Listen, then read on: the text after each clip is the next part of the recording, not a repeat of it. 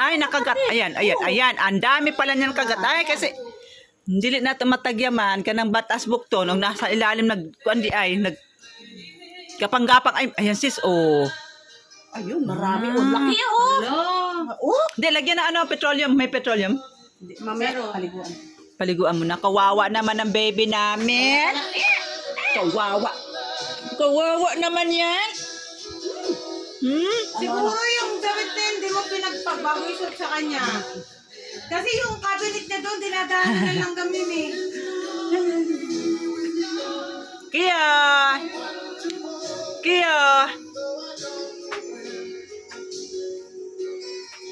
Lasis, ang cute ng buhok niya dito.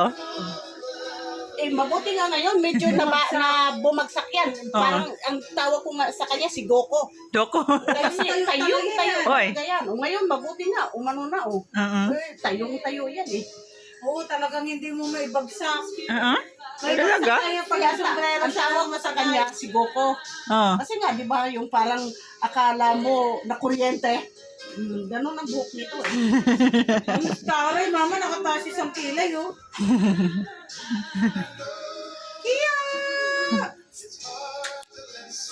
Kaya, Nakikiliti siya, mama, tumingiti. Kaya after 5 months, nagkita rin tayo sa wakas.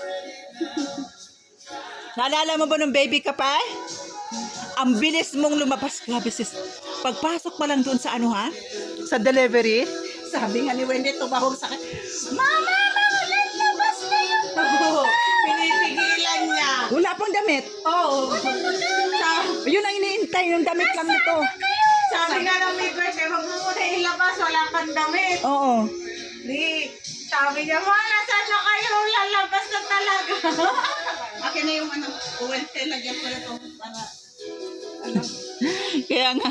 Kaya sabi, sis, ayaw akong pauwiin. Bakit? Manganganak na daw ako. kasi maglaro pa yung sa Sims na dapat. May schedule kami, no? Oo. After namin doon, kakain kami sa mall, sa Save More, tapos diretso kami SM. Oo. Eh, pagdating doon, ayan, Ay, na eh. siya, inai siya, Ay pagkain, na. laglabas, 5 cm na. Nako. paglabas Hindi na talaga na sabi, sabi, lalabas lang kami sa ano, hindi na talaga sila pinag- Alam mo, hindi pa ako nakaupo si Sai. Pagdating ko doon, hindi pa ako nakaupo. Kay, nag-ano pa ng pampers na, pinalitan pa. Nagtaka na lang ako. Nandoon na yung nurse, inano na siya. Papunta na sa delivery. Naka-wheelchair na. Saglit, dali na kayo. Na, thank you, Kiyo. Hindi mo pinahirapan si Mami. Kasi ang Ate. haplas talaga niya, yun ang haplas ko lagi. Hindi tuon. Uwil na yun. Oo. Hindi siya kaalaga. Buti nakagawa ka. Tapos, matagal ako pa. Hindi, nag-start yun nang sabihin ko, sabi ko kay mama, sabi ni Sir Tony, yung hinilot ko sa BF, effective sa kanya yung binabad na ano, na... Bitoon. Hindi, avocado pa Avocado. noon. Ginamit niya. Noon Nung pa yan. Noon pa ako nagbabad dyan. Na, Oo. Kaya sabi ko, kung avocado lang, eh si Manang di ba bitoon, naghanap siya noon. Oo. Nung nagkasakit yung, si anong pumunta na doon, inuwi na namin siya, nakakuha ako ng avocado, ng bitoon. Bitoon. Sabi niya, tagal ko ng ano nito, umuwi si Big, sino yung, sila Nininit. Oo. Sabi Siguro niya, mo, Dura. sabi niya, ano, bibili Kuta. niya babayaran. Oh, tapos? Eh, wala daw, walang bitoon. Kaya umuwi daw sila ng bitoon. Sa bitoon, maraming bitoon. Wala Saan ba yun sa Mindanao? Bitoon? Saan yung, di ba may lugar doon na bitoon? Na wala ko kakuha na ng bitoon ng lugar. Natural, maraming bitoon doon na ganyan.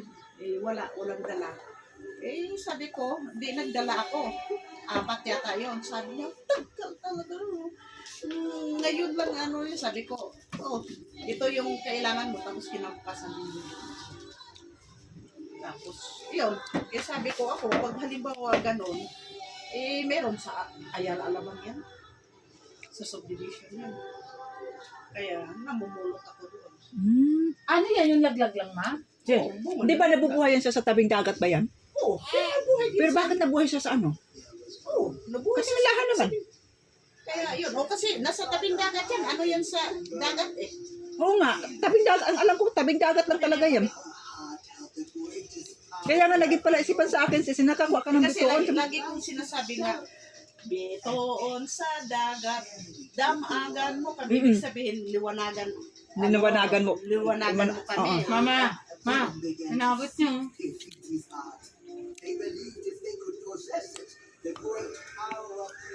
Katingalahan din na bito uno sis. Itanim ko na lang kaya yung sa akin. Hindi yun mabuhay. Kasi, kung tutusin, Diyos, baka meron ka makitang seedlings anong sa fiyuan mo. Wali yung seedling ko yan, 3. Yung nandoon na mayroon yun. Ayun na lang ang anuhin mo. Para itanim mo. May mga sibol yun noon. Matagal na nandyan. Yun ang una kong nakuha. Kasi, hawakan mo muna. Ate, kawawa yung bukton ko, ate. May kagat. Kawawa. Tingnan mo naman, tatlo ang kagat. Pinagpag ni Lola yung damit niya eh. Tatlo ang kagat yun. Wawa. Yan uwan. Pag nakita yan ng ate Java niya, magsusumbong yun sa nanay. Sabi pa naman ng ate niya, hantingin ko bahay nun. Patayin ko sila. Minorder nilang kapatid ko. Mahal na mahal ang Java yan, no? Ayun, Nung binulotong siya, nakatingin lang siya lagi Oo, sa sa CCTV. CCTV. Monitoring to 24 hours. Tapos nung Sino si Java? tapos nung medyo gumaling-galing bit niya, bulutong niya, doon na siya nakatingin sa may pinto. Nawa ako, siyempre. Para ka, alam mo yun, para kang preso hanggang diyan ka lang. Kasi bawal lumapit. Nung yung bulutong niya, yung sugat, okay na, doon na siya nag-straight magkarga-karga. Hindi naman nahawaan. Kawawa naman si ate hanggang CCTV lang. Oo, noon. Hanggang CCTV lang talaga. Gustuhin man niyang kumis o kanang humalik o kaya kagahin. Hindi niya magawa. Wala. Minsan sasabihin nila, kiss mo na lang ako.